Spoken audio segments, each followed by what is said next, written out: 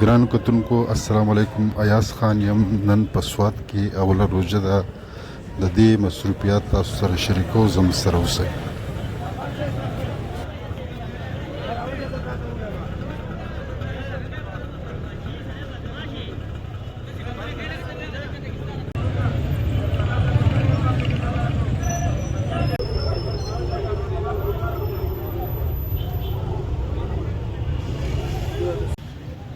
دا د سوات گرین چوک دی. د دې ځای مصروفیات څه داسې رنګه دي، هر ځای رش دی، د روژې ماحول دی. اوله روژه ده. تاسو کتل پولیس پکې هم یو بل ته ورسره دي د عوامو سره.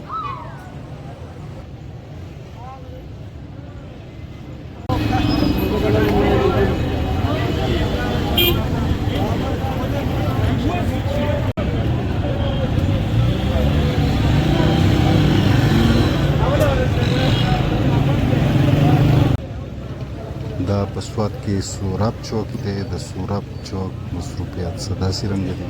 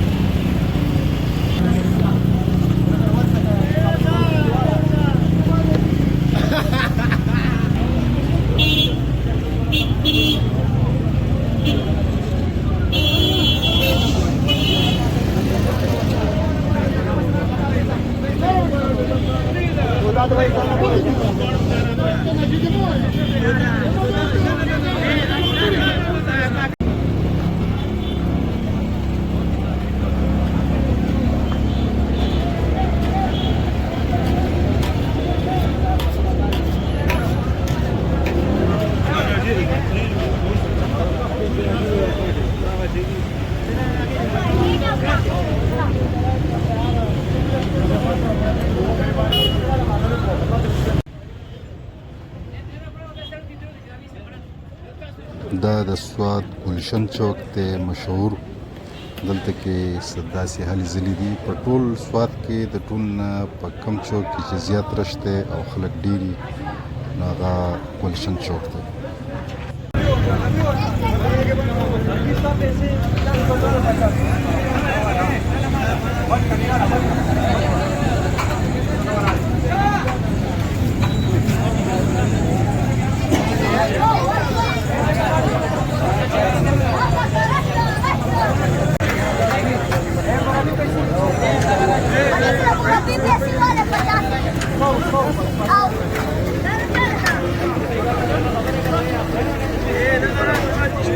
زیات خره ټیک ټاک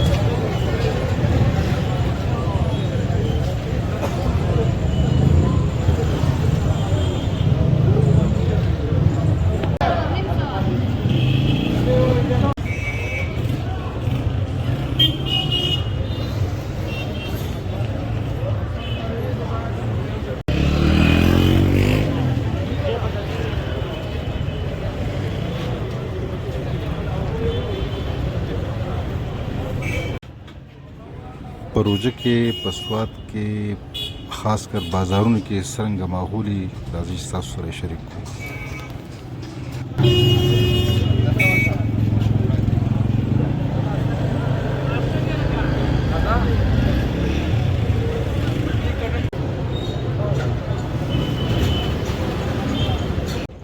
او دا د ګرانو کتونکو نشاط چوک د دې ځای مصروفیات څه داسې رنګه دي.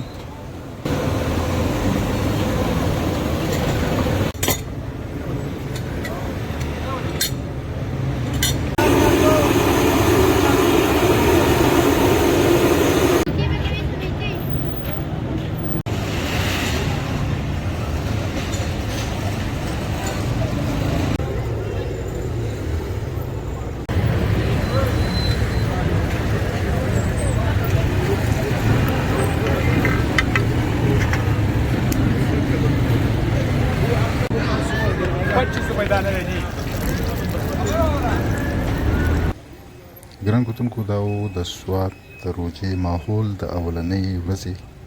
نو په سوات کې چې کله روژه وي نو د هغې ماحول څه داسې رنګه وي چې تاسو سره شریک کړو. ډېر زیات مننه. خوشحاله اوسئ، اباد اوسئ. السلام علیکم.